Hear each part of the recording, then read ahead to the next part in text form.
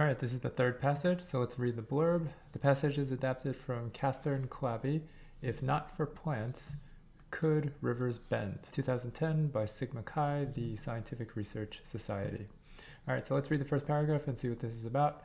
For decades, the Canadian geologist Martin Gibling, I always box my people's names, has been intrigued by the tough-to-prove hypothesis that land plants created the shape of rivers hundreds of millions of years ago. This is the idea of the passage, and that's what we're going to be exploring. The next paragraph basically talks about the details of how plants actually shaped rivers, and it's basically through the roots. It says the plant roots reinforced the ground, and that actually led to, the formation of rivers, which led to the development of human civilization. So a lot of large implications there. Going into the next paragraph, it says, now Gibling and postdoctoral scientist Neil Davies, both at Dalhousie University, have strengthened the case. So I guess we're moving from it just being a hypothesis to now there being some substantiation.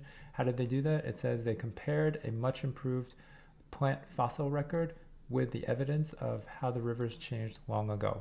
The next paragraph is a quote from Davies. It basically just restates the hypothesis.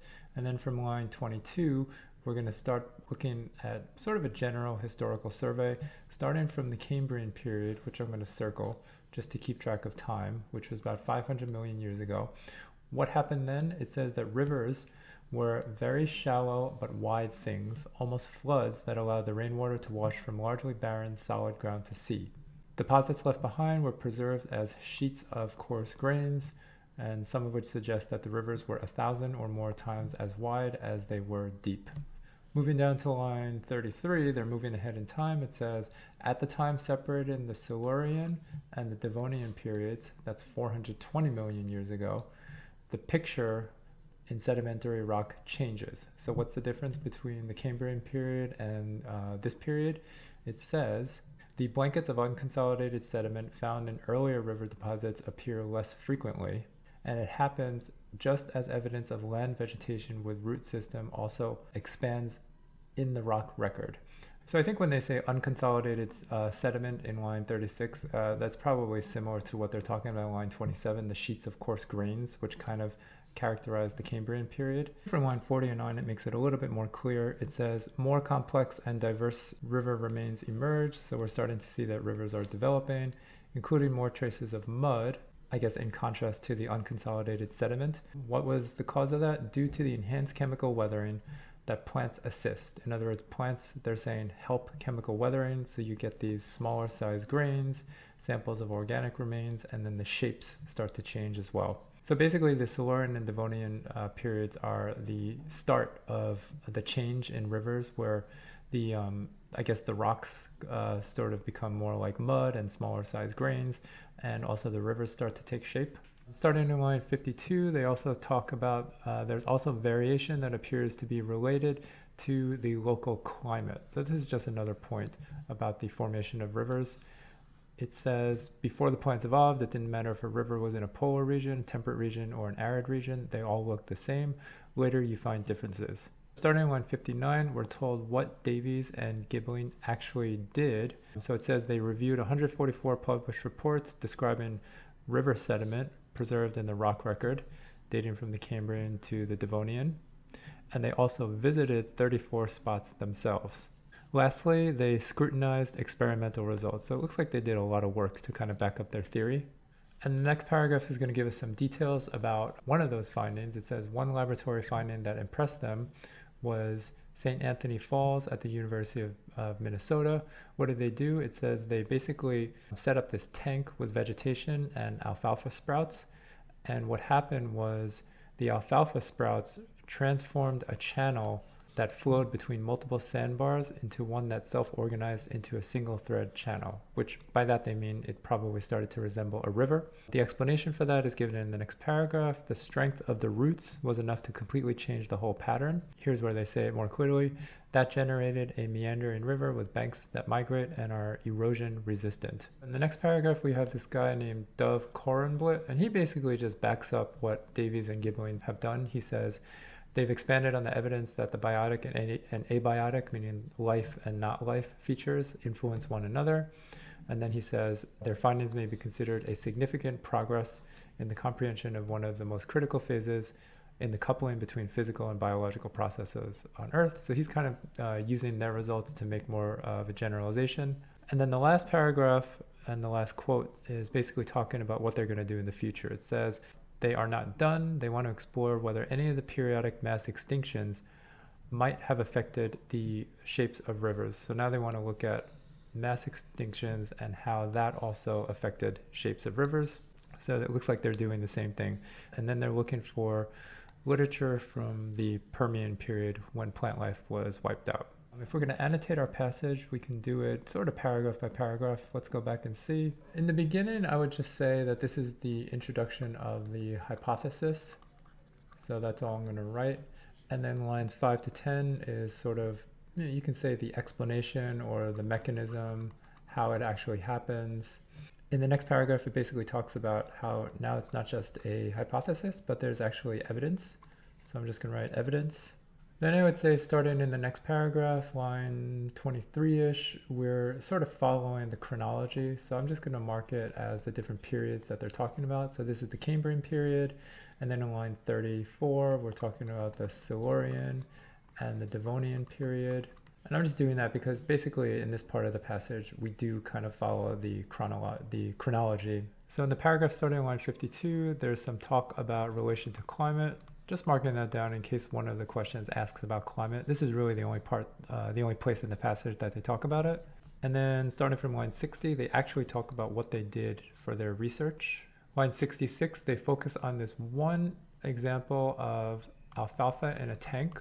And then line 78, we're talking about this guy, Dov Korenblit, who basically validates their research, makes more generalizations about it. And then in the last paragraph, they're talking about future areas for research or implications. And then they mention the Permian period.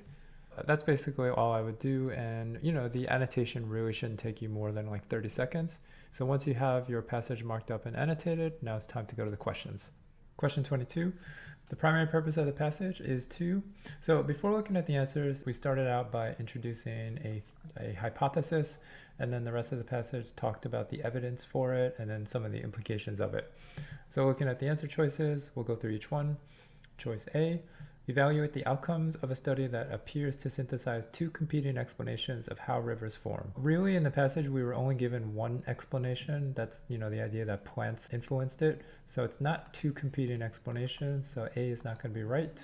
B, describe recent findings that support a long-standing hypothesis about the impact of plants on river formation. So this one sounds good. We'll keep it for now. It kind of summarizes the main idea. Choice C, identify the effect of groundbreaking research on the development of a new theory about the origin of rivers. So the difference between B and C is, are we talking about a new theory or a long-standing hypothesis? I'm going to go more with B because we don't get the sense that this is a new theory. If you're looking back at the passage, the evidence is actually in the first paragraph. It says, for decades, Martin Gibling has been intrigued by the tough-to-prove hypothesis that land plants created the shape of modern rivers. So we know that the theory is at least a few decades old. Choice D, explain field results that appear to conflict with laboratory results of experiments, exploring the ways in which plants change the landscape. So the field results and the laboratory results actually agreed with each other because they both were supporting the hypothesis, so definitely not conflicting. And so D is out, and that leaves us with B as our best choice. Question 23, which statement best describes the reasoning that Davies and Gibling used to reach their main conclusion? So the main conclusion is obviously the hypothesis that the plants somehow shaped the river formation, and it was, as we went through the passage, we saw that it was mostly through the roots and how it affected the land around it. So we're going to look for something like that. Choice A, the reshaping of rivers preceded the appearance of rooted vegetation, so it's likely that the reshaping of rivers resulted in rooted vegetation. So this is kind of getting the cause and effect reversed. It's more that the vegetation actually caused the appearance of rooted vegetation. Remember, preceded means came before. So that's going to be out. Choice B, rivers change shape regularly in the present with no evidence that they did not do so in the past, so rivers likely did not change shape. All right, so this is totally off because we remember from the Cambrian period, it said that rivers were mostly like a giant flood moving into the next period where they started to take shape. So B, way off. C, the appearance of rooted vegetation and the reshaping of rivers occurred around the same time in the past, and rooted vegetation can be shown to cause changes to river shapes. So it did likely reshape the rivers. D sounds the most reasonable. Let's just look very quickly at the passage. The first part of that answer was saying that rooted vegetation and the reshaping of rivers occurred at the same time. That can definitely be found in the Silurian and the Devonian periods because it basically just says that, line 38. It happens just as evidence of land vegetation with root systems also expands in the rock record. And then they expand upon that in the next paragraph, and it says, line 44, significantly shape shift 2. So that's really the beginning of the rivers. The second part of answer C talks about how vegetation is shown to cause rivers to change shapes. That can be shown in that experiment with the alfalfa that we marked down. They described how vegetation, the alfalfa sprouts, transformed the channel that flowed between multiple sandbars into one that self-organized into a single thread channel, or a river, and they kind of summarize that in the next paragraph. So that's the evidence for why choice C is likely the answer.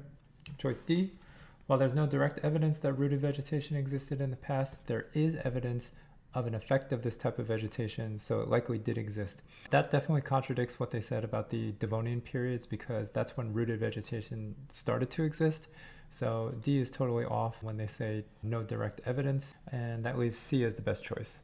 Question 24, which choice provides the best evidence for the idea that plants can affect the lateral pattern of flowing water? By lateral pattern, they probably mean the horizontal pattern across like land, because that is what makes, a river different from a flood. Let's just go through the answer choices. Choice A, lines 14 to 17. When the pair compared a much improved plant fossil record with evidence of how rivers changed long ago, the transitions matched up. That's kind of saying that it's true. It doesn't really count so much as evidence. Probably not going to be the answer. Choice B, lines 30 to 32.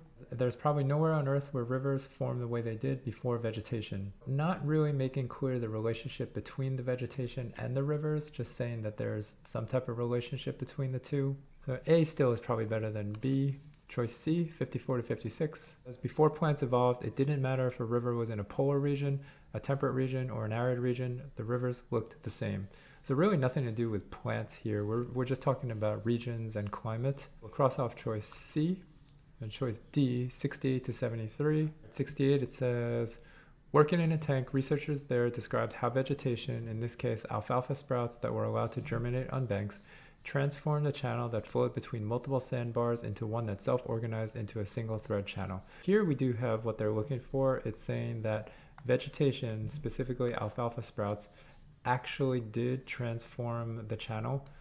That provides the best evidence that plants can affect the lateral pattern of flowing water, because they actually proved it in an experiment. So D, much better than A, and we'll go with that for our answer.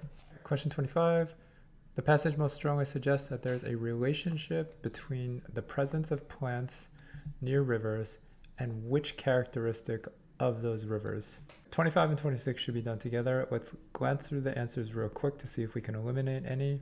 So it's a relationship between the plants and a certain characteristic of the rivers. Choice A, the size and composition of particles from vegetation and rocks. That one does seem to work, because remember they did talk about how the rocks changed as the plants took root in them. Choice B, the color of preserved sedimentary rocks that they contain. I don't really think color was ever mentioned, but we'll keep it around for now, but not likely the answer. Choice D, the temperature of their main currents. So never really talked about temperature of the currents. They only talked about certain climates and how that affected rivers. So choice C, definitely not the answer. Choice D, the distance they cover from source to sea. Possibly, but also it doesn't seem likely that that's going to be the answer. Really, we're thinking about size and composition versus color versus distance. So let's go to 26. Which choice provides the best evidence for the answer to the previous question? Now we just have to look through each one. Choice A is lines 18 to 19. As soon as the plants got a foothold on land and rooted vegetation start, that changed the landscape. Nothing here about the specific property that got changed, whether it's size and composition, color, or distance. So A is not really going to work. We'll cross it off. Choice B, 33 to 35. 33 says, but at the time separated in the Silurian and Devonian periods, some 420 million years ago, The picture found in preserved sedimentary rock changes. We're not really told how it changes, but something about the rock changes. B is not likely the answer. Choice C, 37 to 39. It happens just as evidence of land vegetation with root systems also expands in the rock record. So that sentence itself definitely establishes that there's some type of relationship, but it also doesn't say what it is. So we're going to cross that choice out. That leaves us with choice D, lines 40 to 44.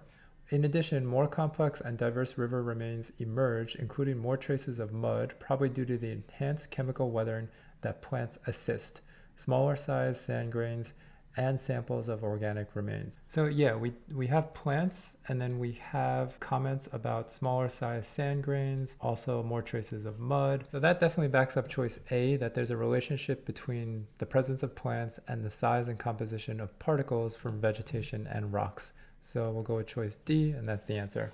Question 27, as used in line 41, emerge most nearly means. So let's look at line 41. In addition, more complex and diverse river remains emerge, including more traces of mud, probably due blah, blah, blah. All right, so if they're saying complex and diverse river remains emerge, what does it mean? Thinking of your own word, you can say more complex and diverse river remains maybe form, or I would guess took shape, because they're talking about a geological process that happened over time. Which one is closest to form and took shape? Probably choice C up here. To say that they literally rise would mean that they got higher. Choice B, proceed. Proceed generally means to continue, so it wouldn't really make sense to say that a more complex and diverse river remains proceed. And then choice D, to say that river remains flow, that might be true, but really the point of that sentence was that they're seeing them for the first time, because in prior periods they were not there. So that's why they're using a word like emerge. That leaves choice C, and that's the best answer. Question 28, the main function of the 11th paragraph, lines 59 to 65. So we're looking for the function. In other words, why is the paragraph there? Let's look at it. Using funding from the Canadian government, Davies and Gibling reviewed 144 published reports describing river sediment preserved in the rock record, dating from the Cambrian to the Devonian to build their case. They also visited 34 spots themselves in North America and Europe, and they scrutinized experimental results. So basically it's saying that they did three things. They reviewed all these published reports, they visited all these spots, and they looked at experimental results. So we're going to look for an answer that says something like that. Choice A, describe how Davies and Gibling gathered their data. This seems to work because it does talk about the things that they did and the type of research that they're conducting. Choice B, restate Davies and Gibling's central claim. Nowhere in the passage did it restate the central claim that, plants have an influence on river shape. C, illustrate how Davies and Gibling's findings were received. That means, how did other people react to them? Did they accept them? Did they reject them? Nothing in there about that. That would be the following paragraph or later in the passage. Choice D, highlight difficulties that Davies and Gibling encountered in their study. I didn't really see anything about difficulties in that passage. It was really just talking about their methodology. So all that means A is going to be the best answer. Question 29. The author most likely uses the research conducted at the University of Minnesota too. So why is he using that research? Let's just remind ourselves what that was. University of Minnesota was mentioned in the second half of the paragraph. So let's take a look at it. And specifically, it's right here in line 68. It says, one laboratory finding that impressed Gibling was achieved at St. Anthony Falls Laboratory at the University of Minnesota. This was the alfalfa experiment that basically confirmed by experimentation that the alfalfa sprouts actually did transform the way that the water flowed. That's summarized in lines 74 to 78. The strength of the roots of alfalfa was enough to completely change the whole pattern. That generated a meandering river with banks that migrate and are erosion resistant. So basically the alfalfa actually caused the emergence or the appearance of a river in that tank. So pretty powerful evidence. Choice A, show that Davies and Gibling were able to replicate their field observations in a controlled setting. I would say the idea of replicating their field observations is what makes this answer wrong. They weren't replicating field observations, because the field observations were generally how large pieces of land and water changed over time. I think the phrase replicate their field observations is what makes it wrong. Choice B, summarize the laboratory finding that led Davies and Gibling to propose their theory. The issue here is that it wasn't the laboratory finding that led them to propose their theory. They had the theory already, and they were just using the laboratory finding to back it up. So it kind of gets the time order wrong. Choice C, describe how other researchers have tested and confirmed Davy's hypothesis. Choice C is not likely the answer because it doesn't give us any indication that the purpose of that experiment was to test and confirm Davy's and Gibbeline's hypothesis. Even though the two do match up, that might be the type of experiment that you would do to confirm and test their hypothesis. We're not really given any evidence that that's actually what happens, so we'll keep it around, but it doesn't seem likely to be the answer. Let's see what choice D says. Highlight the results of an experiment that support the claim made by Davies and Gibbeling. Notice how D is a much safer answer than C. They're basically saying that the experiment supports the claim as opposed to the experiment was done to test and confirm the hypothesis. So D is going to be the best choice. Question 30, as used in line 87, critical most nearly means. So let's read the sentence starting from line 85. Their findings may be considered significant progress in the comprehension of one of the most critical phases in the coupling between physical and biological processes on Earth. What do they mean by a critical phase? They obviously mean that the phase or that time period is somehow significant. Choice A, important. Yeah, that's very close to significant, so that would make sense that it's an important phase. B, analytical. Analytical can mean a lot of different things. It could mean something that's related to analysis, in which you break something down into its parts. It wouldn't make sense to say that it's an analytical phase.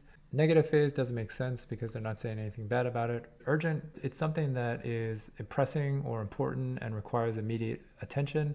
So we'll cross off choice D, and the best one is A. Question 31, which finding about rivers from the end of the Permian period, if true, would best support Davies and Gibbeling's argument? The Permian period was mentioned at the very end of the passage. Let's take a look at it to remind us. It's line 90. They want to explore whether any of the periodic mass extinctions experienced on Earth might have affected the shapes of rivers as well. They're scouring the literature for changes preserved from the end of the Permian when a lot of plant life was wiped out. And then it says, we'll look to see if the rivers reverted to the older form. The idea here is that during the Permian period, not a lot of plant life, so they're predicting that the rivers would go back to their older form. What is the older form? Probably the form that was mentioned in the Cambrian period, where there were not a lot of plants. And how did they describe it? Line 24, rivers were very shallow but wide things, almost floods that allowed rainwater to wash, blah, blah, blah, blah, blah. And then it wasn't until plants came about that they became more narrow. Choice A, they often flowed through areas containing very little rooted vegetation. Yeah, that kind of gets across the idea that there's little rooted vegetation, but it's not saying anything about the rivers themselves. So A, probably not going to be the answer. Choice B, they were generally shallow, wide, and contained relatively little mud. And that goes along with the descriptions of rivers in the Cambrian period when there were no plants. So right now B seems to work, so we'll keep it. C, they tended to be single channel meandering rivers, sort of the opposite that you would expect when there's no plants, so we'll cross that out. Choice D, they characteristically displayed extensive lateral accretion. Where is lateral accretion mentioned? Look at line 47. It says evidence of lateral accretion, the digging away of material at the outer bends of a river and the simultaneous deposition of material at the inner bends is more abundant. This is talking about the Devonian period when there were a lot of plants. That doesn't really go along with the idea that in the Permian period when there's no plants that there would be lateral accretion. Choice D is actually saying the opposite, and that leaves choice B as the best answer. So we'll go with that.